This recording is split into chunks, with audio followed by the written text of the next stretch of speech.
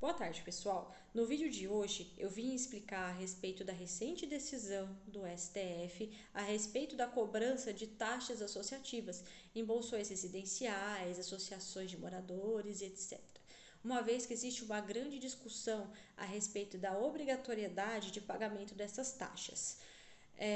Muitas vezes esses bolsões residenciais, associações de moradores, eles são confundidos com condomínios. Mas na verdade eles não são condomínios. O condomínio é um outro instituto jurídico. E por esse motivo existe essa discussão se é devido essa cobrança de taxa associativa ou não. Essa decisão do STF acabou por decidindo esta questão, acabando com essa celeuma existente, essa discussão entre se seria cabível essa cobrança ou não, e seria o tema 492, que causou um grande alvoroço entre moradores e diretorias de associações de moradores.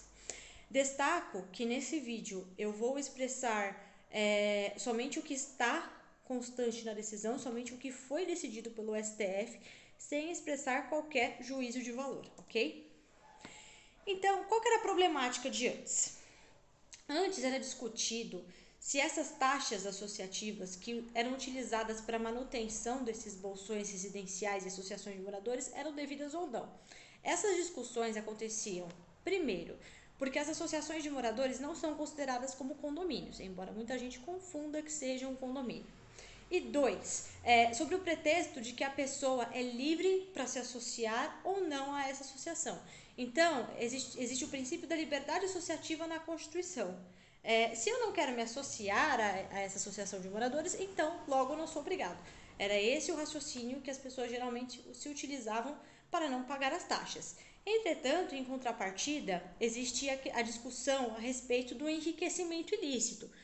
Então, a tese principal seria: ok, cidadão, você é livre para você não pagar as taxas associativas, ok, entretanto, você está se aproveitando de um serviço que essa associação de moradores está prestando para você. Uma vez que ela precisa pagar empresas que fazem limpeza no bolsão, vigilância e entre outros serviços que estão costumeiramente prestados por essas associações. Logo, a tese que nós utilizávamos antigamente para validar essas cobranças seria a partir do enriquecimento ilícito. Ou seja, embora a pessoa tenha liberdade de se associar, ela é obrigada a pagar essas taxas, porque senão ela vai se aproveitar dos serviços oferecidos pela associação sem pagar. Basicamente era essa a ideia. O STJ, antes desse entendimento do STF, já havia expressado um entendimento de que não era devida a cobrança dessas taxas, se a pessoa não se considerava associada ou não assinou nenhum termo de adesão com relação à associação. O que acabou piorando a discussão, porque por um lado o STJ tinha esse entendimento e por outro lado o Ministério Público Federal também emanou um parecer falando que a pessoa deveria pagar essas taxas associativas justamente porque ela precisava se solidarizar com aquele conjunto de pessoas, com aquela coletividade de pessoas que viviam dentro daquele bolsão residencial. A discussão começou a piorar no ano de 2017, pois entrou em vigor a Lei nº 13.465 de 2017. Essa legislação, ela equiparou essas associações e associações de moradores a administradoras de imóveis, de modo que todos os imóveis que estivessem lá dentro estariam sujeitos a cumprir seu estatuto e, portanto, estariam obrigados a pagar as taxas. Isto porque, geralmente, os estatutos eles preveem que existe a obrigatoriedade de fazer o pagamento das taxas associativas, justamente para contribuir com essa manutenção.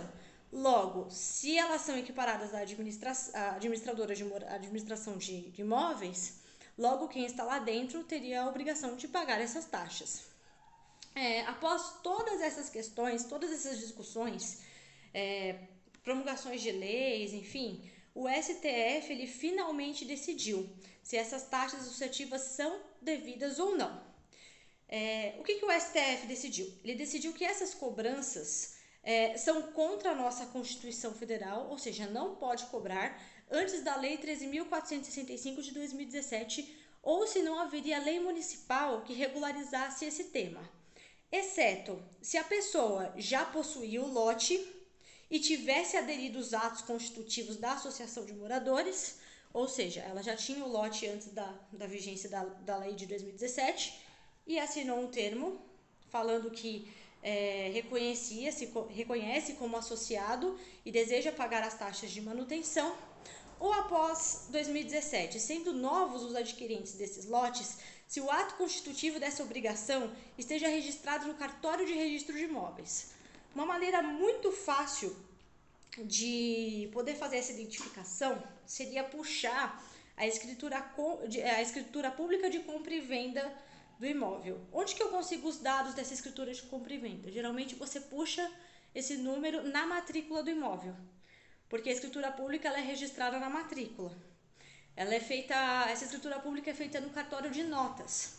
E justamente na matrícula existe a localização de onde que foi feita essa escritura no cartório de notas correspondente. Então vamos supor, se eu comprei um imóvel na cidade de Cotia, essa escritura pública pode ser feita em qualquer lugar, pode ser feita em qualquer município. Se eu quiser fazer essa escritura pública em São Paulo, eu posso fazer.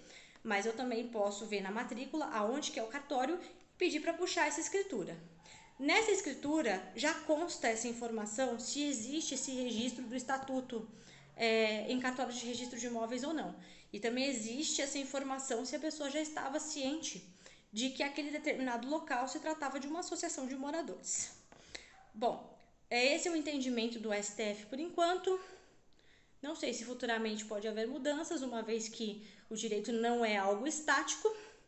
E espero ter ajudado quem estiver com essas dúvidas a respeito do que é devido e o que não é. Peço para que vocês deem seu like, caso tenham gostado do conteúdo.